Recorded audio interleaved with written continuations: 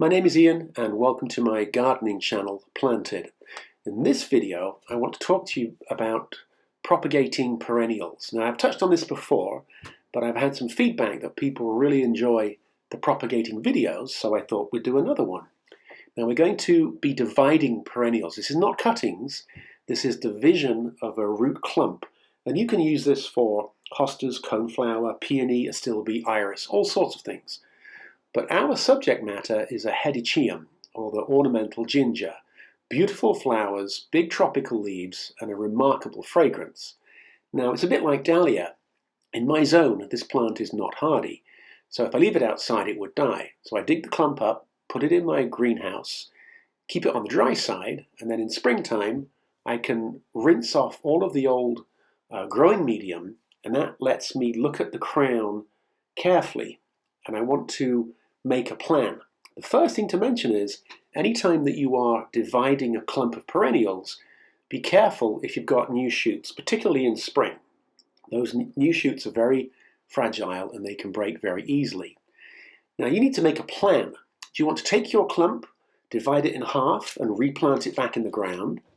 Or, as we're going to do here, take my clump, divide it into about 10 parts, equal parts or thereabouts, and then put it in pots and grow them individually.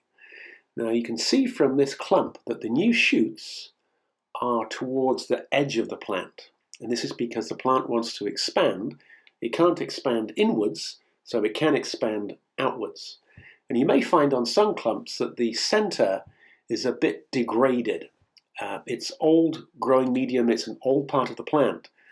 And one of the reasons that you would want to divide a perennial clump is so that you can give it rejuvenation, give it more space, and obviously make more plants. Now, I want you to pay great attention when you start cutting. This is a fraught moment, and the first time you do it, you'll be scared, but you might be able, with your hands, to break the clump. But as I'm doing here, I'm physically cutting the swollen roots so that I can cut my clump in half. Now, this is very important. You are going to have some loss. There will be some shoots, there will be some roots that you can't use. That's perfectly okay. What we want to do here is to cut our clump in half so we can now look at our two halves before we start to cut any further. Starting with one of your halves, you need to make judicious cuts where you cut the swollen root, but you need to make sure that the piece you've got has got a shoot on it. If it hasn't, it might well put a shoot out. But you want to have a nice balance between a viable shoot, the swollen stem part in this case, and also some roots. And as you can see here, we've got two shoots, and ideally we should try and cut down the middle. And that would give us a nice even-sized plant to repot.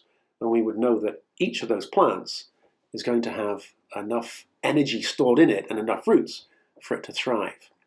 Now, in cutting this bears out what I was saying earlier.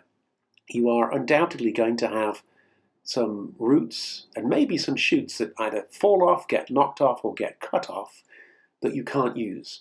And it's important that you remove those from your new division. If they were to go into a pot or into the ground, they won't grow and they could rot, and you don't want that. So here I am grooming the plant, making sure that any of the roots that have been cut or severed or ripped or torn are no longer attached to that division. And that is a fine clump. That plant will grow just beautifully. Now let's get into potting. You can, for the purposes of the video, I've rinsed off all of the growing medium, and this has got roots, a shoot, and the piece of the swollen stem, ample to thrive. I have no doubt that this plant will thrive.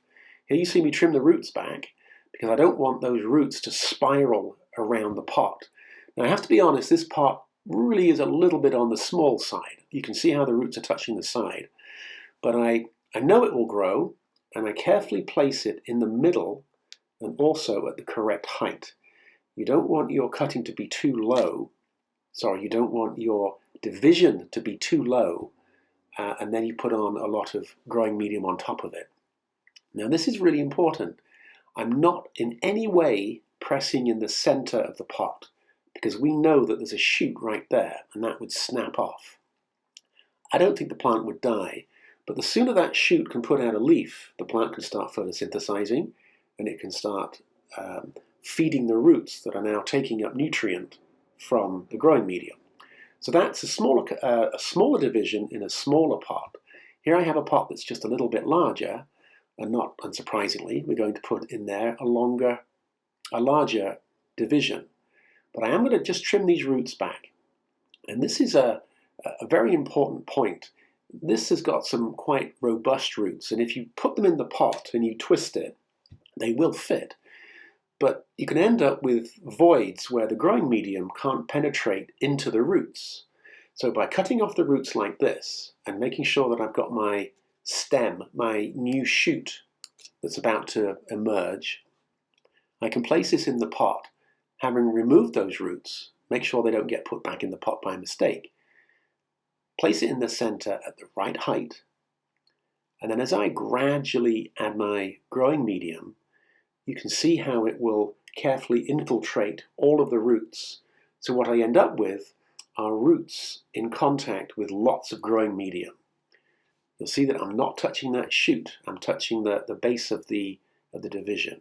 We turn it around a few times and tap it. That works that growing medium into all the little nooks and crannies of the rooting environment. And this plant in 6 weeks will have roots, it will have green leaves, and you have a plant that you can put back out in your garden, or you have a plant that you can give to your friends. And this is the principles for most perennials. Not all, but many. Have a look online, you'll be amazed at how many plants will benefit from this process. Bye for now.